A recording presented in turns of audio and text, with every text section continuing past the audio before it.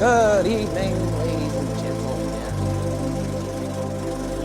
We are tonight's entertainment. You are not in Kansas anymore. You are on Pandora.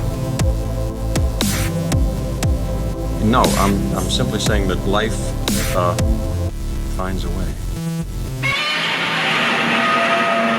All right, what's up, everybody? Welcome to The Film Jump. I'm your host, Jesse. And I'm the co-host, Chris. This is episode -1. And it's episode -1 because of the little movie we just watched called Godzilla -1. Right. So, this isn't our first official episode, which will be coming very, very soon.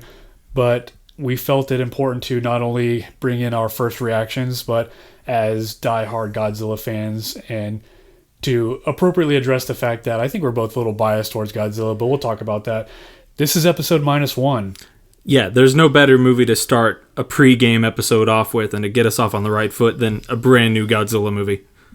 Yeah, so we just got done seeing Godzilla -1, the fan event, in our local IMAX theater. Again, I think we're a little biased, but I have to say, as a hardcore Godzilla fan, I think it's in the top Godzilla movies ever made. Yeah. That's my initial reaction right now.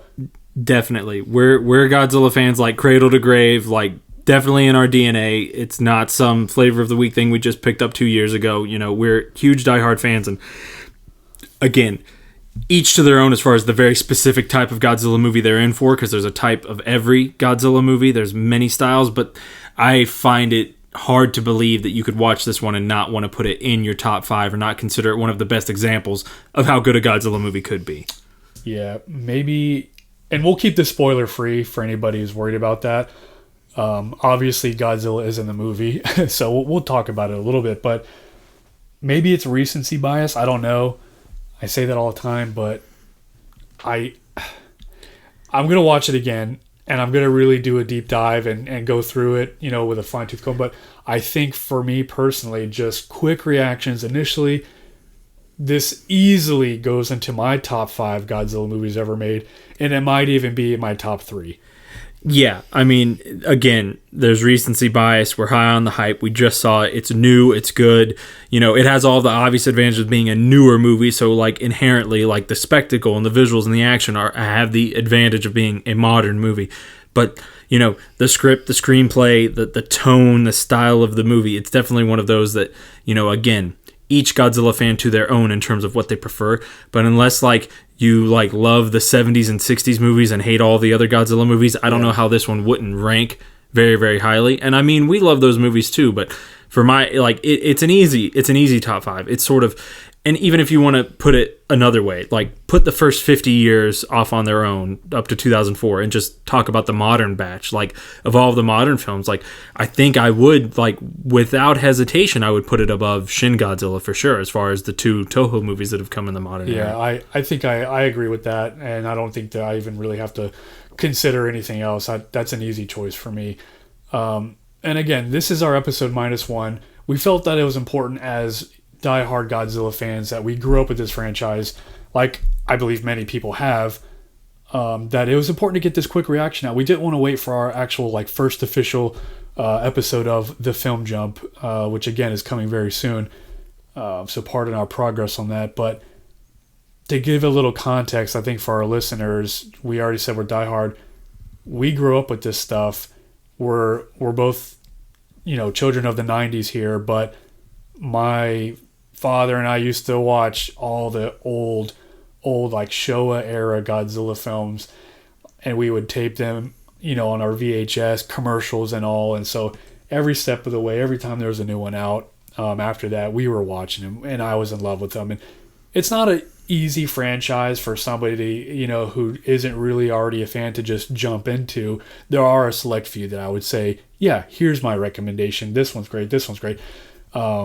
You know, you can't just go in and watch those old Showa era 60s movies with the guy in the suit and it's a little silly. Yeah. But there are definitely entries where I would suggest to what we would call a normie. Yeah. And I gotta say, Godzilla -1 checks all the boxes, I think, for a blockbuster. It feels, you'd mentioned earlier coming out of the theater, like if there were Oscars for the Godzilla movies, this one would take the best picture. Yeah, exactly. It is one of those, you always talk about like what's a gateway drug Godzilla movie, what's an entry level, and I think each of the decades of Godzilla has different ones that like, okay, like if you're wanting something kind of vintage cinema, or you want to see something a little on the campy side, or you're a big fan of like the way that, the 90s or a turn of the new millennium, there's a Godzilla for every, a shoe for every foot, a Godzilla for every kind of flavor and taste bud. But as far as any kind of like new modern fan, it's like, look, like what's a great example of like a real, like a film, a big time, big budget disaster Godzilla movie, like what's sort of the best it can offer that's still like a Japanese entry, a one-off entry, not one tied into a larger sort of series of films. Like this is absolutely like you cannot go wrong by recommending people -1. This is the kind of one that like you could imagine the way that people who might not like superhero movies will still say The Dark Knight is a great movie. People who don't typically like Godzilla movies would probably still say, but -1 is a very good movie. Yeah, I agree with that. And again, spoiler free here. It's an entry where, well, let me backtrack. People often say, and one of the complaints you see about like the MonsterVerse of the most recent like American Godzilla movies is that, well, it's all spectacle and there's no human emotion and the human character is this, human character is that. This one has it all. Yes, it is in a different language, and eventually there will be a dubbed version, I'm sure. But that aside, this is probably the most emotional Godzilla movie I think I've ever seen. Like outside of a couple maybe scenes here or there in the other films, on the whole, this one is very emotional, and it's very the human element, the characters and their character development are up front and center just as much as Godzilla is. Yeah, it's I would say it's the most effective human drama and human journey depicted, and it's always a debate, and sometimes it feels like Godzilla movies are sort of being judged on their own merits because they're not operating on the same rules. You don't judge a Sex and the City the same way you would judge a Godzilla movie. You don't judge the Avengers the same way you would judge, Jurassic Park. These things all kind of play by each of their own set of rules. But this is one of those that you can sort of apply that more general kind of like, well, how's the script? Are there payoffs? Are there setups? How's the human drama? Is it engaging? Is it emotional? Are there character arcs? Things that maybe don't get the highest priority in a Godzilla movie or in any blockbuster movie, but this film does kind of have it. Again, that sort of higher tier of this is a really, really solid screenplay with irony, setups, foreshadowing, character payoffs, pathos, engagement, tension about the human arcs wrapped into this really great monster spectacle and visual effects and musical score and all the things you want from a blockbuster. It's really well handled in that regard. Yeah, and I gotta say, like, right after the credits rolled, I leaned over and told you, like, shame on Hollywood, because Hollywood dishes out hundreds of millions of dollars for their blockbusters, and specifically kind of talking about like Marvel movies and the superhero genre or whatever. But then you see this movie, and correct me if I'm wrong, but the budget is like around 20 million or so. Something of $15 to $20 million budget. And when you watch the movie, and you could tell that the artist, they took their time, specifically the director, who is in charge of all of it. It is the sheer craft on display at that budget is impeccable. Yeah. Some of it photoreal even, and some of it I could see, somebody saying, okay, well, that looked a little shoddy or whatever. Sure. But shame on Hollywood for not being able to accomplish what this movie has accomplished with its budget. It's absolutely incredible. Without a doubt. The statement could have just stopped there with just shame on Hollywood in general. Just period after that, shame on Hollywood. But no, 100%, and it goes to show, my favorite quote that one of these visual effects supervisors of a Godzilla movie ever said, or maybe one of the directors, was something to the effect of like, what's more important? Is it money or time? And he says, well, money's, I'm paraphrasing. He says money's very important, but certainly when you have a lot of time to do something, that's very important as well, which is to sort of indicate that it's not necessarily having the craziest size of the budget if you don't have enough time to properly make it right. Taking the time to do it right and to fine-tune these shots and details is part of what can deliver a better package as opposed to overspending to rush it all out because the shot has changed 20 times in the editing room and things like that, which is I think what a lot of Hollywood blockbusters are victim to. They don't do it the classic way of like picture lock, then you work on the effects. It's everything's a changing piece with Hollywood, and they just spend more money to get it done by the deadline. You can tell that this was like they had a long lead time, they planned it, they put every ounce of the budget on screen, and they maximized what they had. And it's the same guy who was the writer, director, and visual effects supervisor for this film. Yeah. At first for a Godzilla movie, and he juggled those jobs excellently. Yeah, and I'm no VFX artist, but we're familiar with the craft behind the scenes, and I got to give a shout out to like their water simulations, especially because there are certain sequences and shots, especially like in the middle of the movie, where it's, spoiler free here, but it's very like reminiscent of Jaws. Yeah. And I would say terrifying. Yeah. This is probably like the most scary Godzilla has been. Intense and in terrifying. Ages. In that sort of the T-Rex attack in Jurassic Park kind of like, this isn't like grisly horror, but it's like intense terror, like a creature's coming after you, you're in immediate peril kind of. Yeah, it felt very grounded in that sense. Like, it's very fantastical to see a giant 50-meter tall dinosaur-like creature destroying a battleship or whatever, but they do it in such a way when you're watching, I'm like, yep, that's probably what it actually looks like. This isn't some fantastical Hollywood blockbuster where when you're watching, you're like, yeah, man, that looks so fake. Quite the opposite. I'm like, man, this looks so real. Like, yeah. These would be, if this were, if this were like billed as like an American-Japanese co-production, and they're like, yeah, this has $100 million budget, but we filmed it all in Japanese, and they dropped this, like, you would believe it. You would believe that this was a Hollywood movie with $100 million budget. Like, the quality of the production value, I don't know, miniatures, CGI, visual effects, like composite work, like all very, very, very well handled. Yeah, I agree with that. And, a little bit more about the movie. It does take place back in, post World War II Japan. Yeah, it starts in kind of 45 at the tail end. Right. And kind of moves through to 1947 being where the main plot takes place. Yeah, so inherently, this movie feels very, and I hesitate to say, but depressing, right? It takes you It's along, a somber tone. Yeah, it takes you along for the ride that what these people were going through at that time. Yeah. And it's very, very grounded in that reality. Sort of melancholy kind of feel to, and it's certainly not the first half of the movie.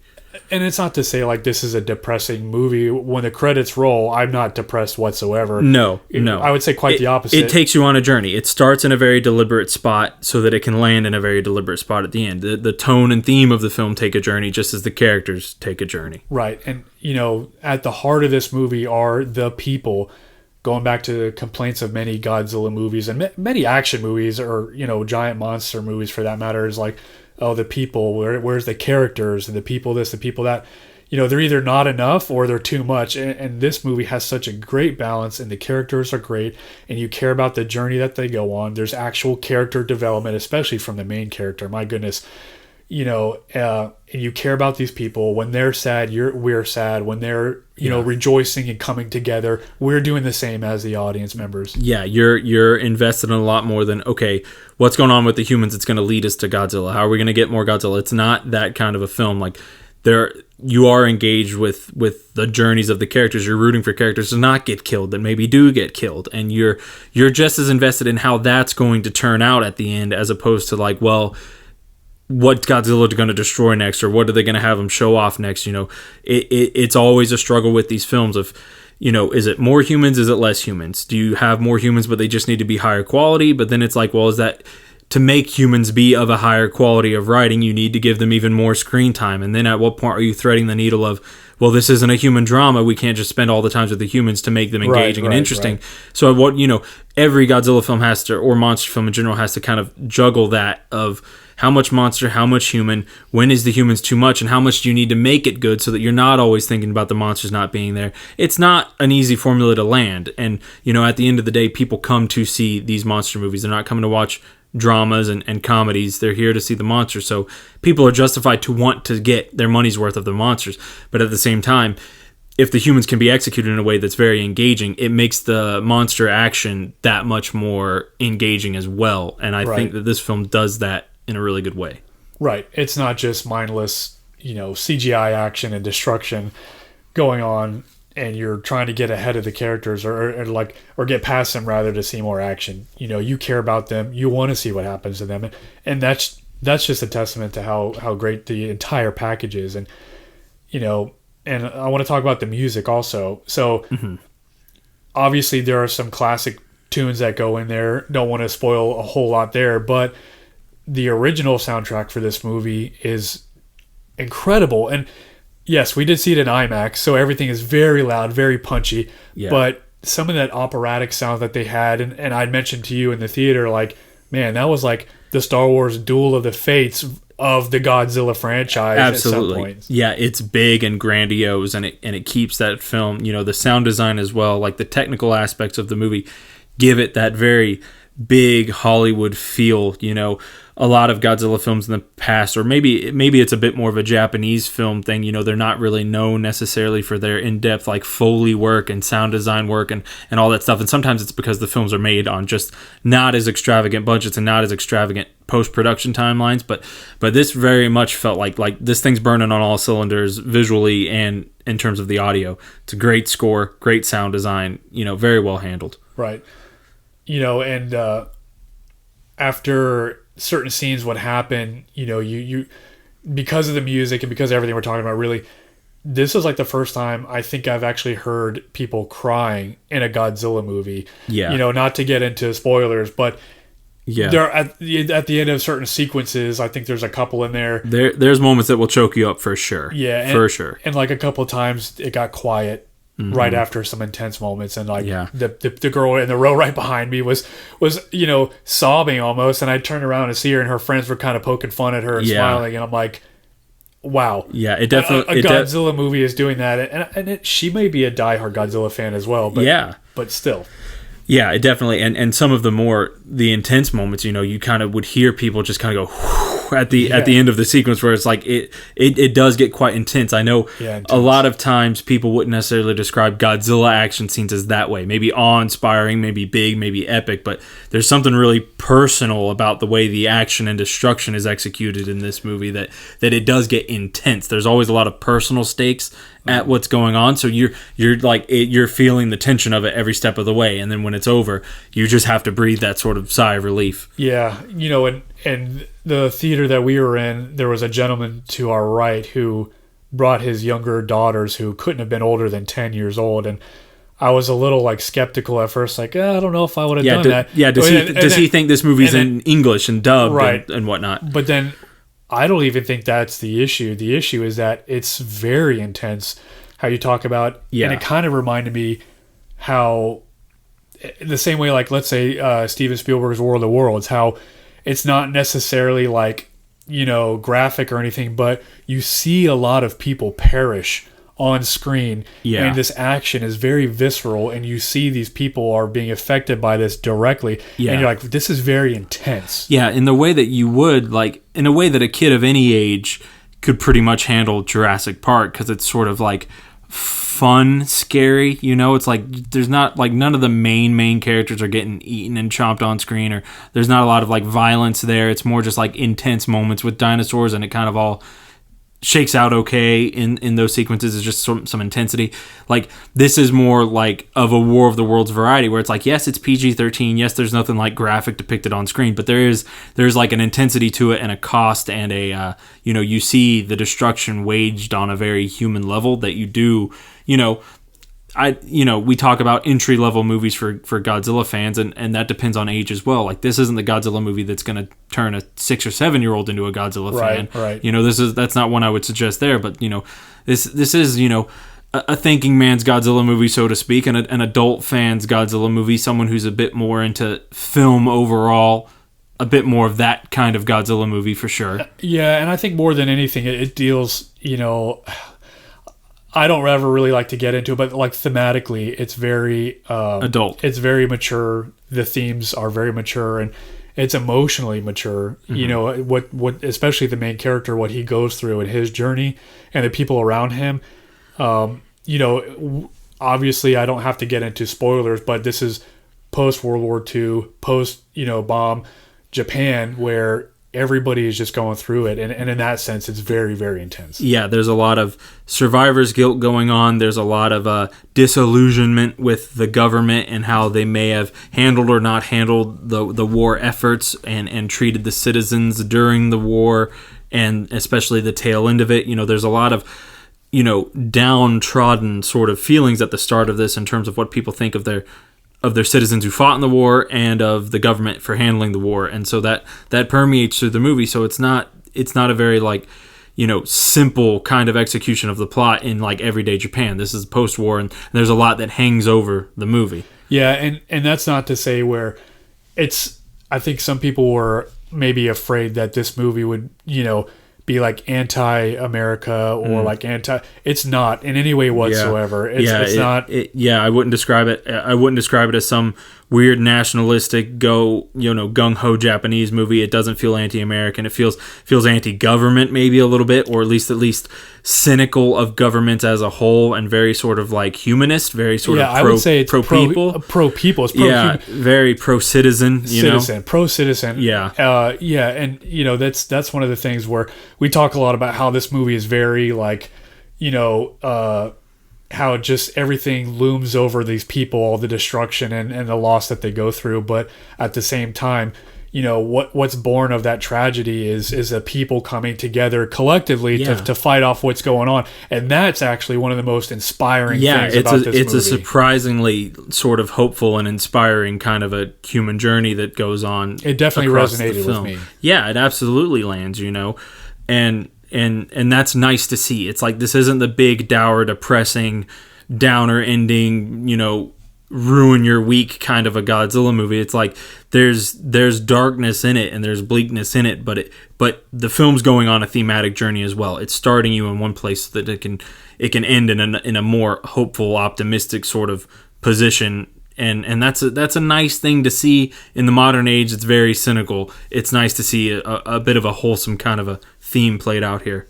Yeah, and I think overall, if I had to pick like any movie since the original Godzilla that says like, to me, this is what I think the original would be like if it were remade today. Yeah. Like this one is that movie. Yeah, it's very much like the original in tone and dire.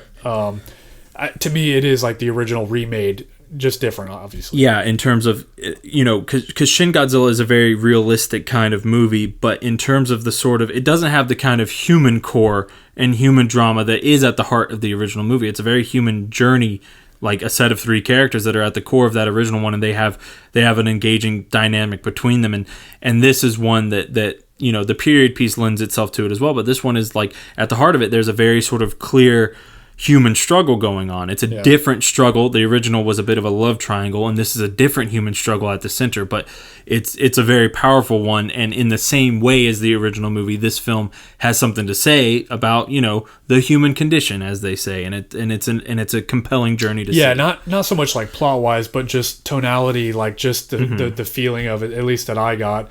Yeah, and that would be one criticism you could make of Shin Godzilla, is that it's very plot driven. It's not very character driven. There's not a lot of character drama. It's very procedural in the way it's being handled. It's very much just like a response to Godzilla from a government perspective in this sort of very like clinical kind of a way. There's not a lot of human drama and human interactions and character complexity in terms of that. It's very duty driven. Right. This one is about the people, is about humans, is about their emotions, Yeah.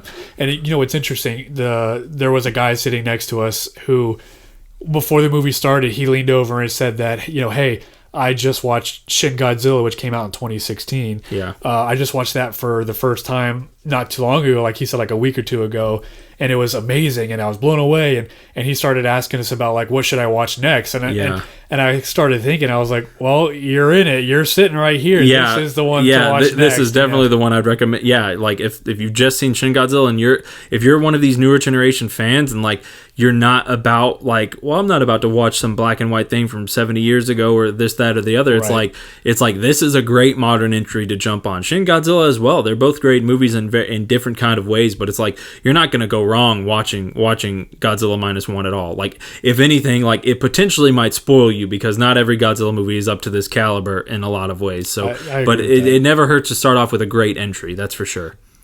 Yeah, I would say if you're if you're somebody who is like, I only watched the MonsterVerse, or I have only watched the MonsterVerse one, starting with Godzilla 2014. This is a good. This is probably one of the best ones that you could like cross over and dip your feet into to get into that Japanese style, and maybe you see what this is like, and maybe you get that itch. You always want to push people back to the original and back to the roots, but it's like sometimes that can be a little bit of a tall order, and as the film only gets older and ages, that's a little bit more and more of a bigger ask. It's when we were kids, it's a 40-year-old movie, then it's a 50-year-old movie. Now it's a pushing 70-year-old movie. It's hard to be like, oh well, just go watch that. That's all you need to see. It's like watching a film from another planet at this point, with how different films back then are to modern films. So it's nice to have these modern entries that can be like, hey, give this a go. And this is what, Godzilla often gets dismissed in so many superficial ways that it's nice to have these entries that it's like, no, Godzilla's also legit cinema as well. It can be handled very seriously and say a lot of important things, just as any other high tier genre of cinema can. So it's nice to have these modern examples of no, this is what Godzilla can be about. It's not about a better or worse. Godzilla is just as awesome when it's a relentless action entertainment adventure movie like Godzilla vs. Kong, but it's nice to have this to show what Godzilla can be as well. It's a very versatile character and franchise. Yeah, I think I think this one is going to be one to last the ages. I mean, we'll see what Toho does next the next few years, or however long it takes them to come out with the next one, but I think this one, for normies and the general audience and for hardcore fans, I think this is going to be one of the quintessential Godzilla movies. Just absolutely great. And we'll get more into spoilers when we do our actual first legitimate episode, but we kind of wanted to bring you guys our first thoughts. And even if this episode goes unlistened to for quite a while, that's okay with us. We want to do this because we're doing this, not because we want to start making a ton of money doing podcasts. Yeah, that's down the road. But yeah, Godzilla -1, I think the diehard, and it's as much as we've said is oh, this is a great Godzilla movie that even non-Godzilla fans can love. It's not the kind of thing where it's oh, if you're a diehard fan, it's not for you. No, this is very much a diehard Godzilla fan will just swim in this movie as far as everything that there is for any longtime fan.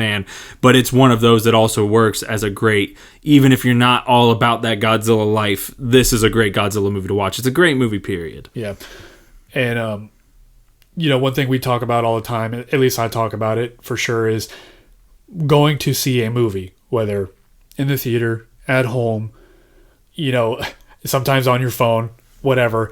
It's an experience, and we like to rate, at least I like to rate movies based on that experience. And sometimes your experience can change from watching it the first time to watching it your second, third, fourth, whatever, repeated viewing.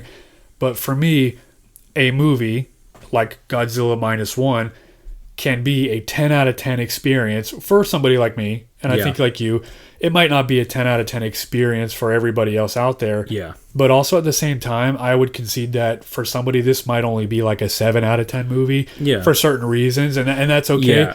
But I would say, number one, if you're as much of a diehard Godzilla fan as, Chris and I are, I think this is just as good as it gets. This is a 10 out of 10, and there's only... It's a 10 out of 10 Godzilla movie. I think that's a very strong way to put it. If you know Godzilla and you know what Godzilla's all about, unless your tastes of Godzilla are hyper specific to a very, very, very certain kind of Godzilla movie, and this ain't it, if you only like the Godzilla movies that are oh, they're so bad, they're good. If that's all you're about, sure, maybe this one won't do it for you. But if you are any kind of, I don't like to say well-rounded, but if you're any kind of overall Godzilla fan and you like multiple versions of the character across many years, this one doesn't go wrong for you. I don't see how you don't rate it highly, how it doesn't check your boxes, how it doesn't feel like it delivers and gives you something new and different and unique, Yeah, I agree with that. So this has been kind of really just our first reactions, kind of spoiler-free review.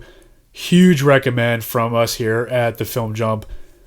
We're going to watch it many more times, as many times as we can while it's still in theaters. Unfortunately, there's a certain concert movie that's kind of getting rid of the premium large format screens, but we're going to do what we can to support it. And it's a definite recommend. And again, if you're the kind of member of your friend group or whoever that you've got some cachet and some pull, you can drag your non-Godzilla fan friends to this one, and they will get a kick out of it. You can sell them on it because this is great for Godzilla fans, and this will be a good one that, you can show to the people that kind of look down on Godzilla, and they'll come away being like, okay, I get it. Godzilla's cool. Yeah, and pretty much every way, I think this movie nails it. So I think that's going to be it for today. We look forward to bringing you our very first episode of the Film Jump coming very, very soon. I promise you that. We've been working pretty hard on getting this stuff going.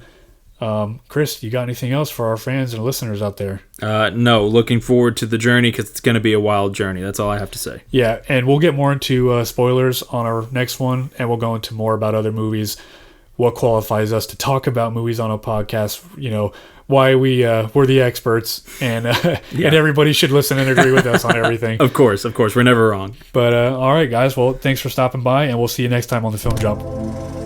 Good evening, ladies and gentlemen. We are tonight's entertainment.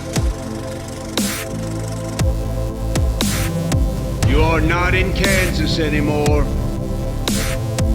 You are on Pandora. No, I'm simply saying that life finds a way.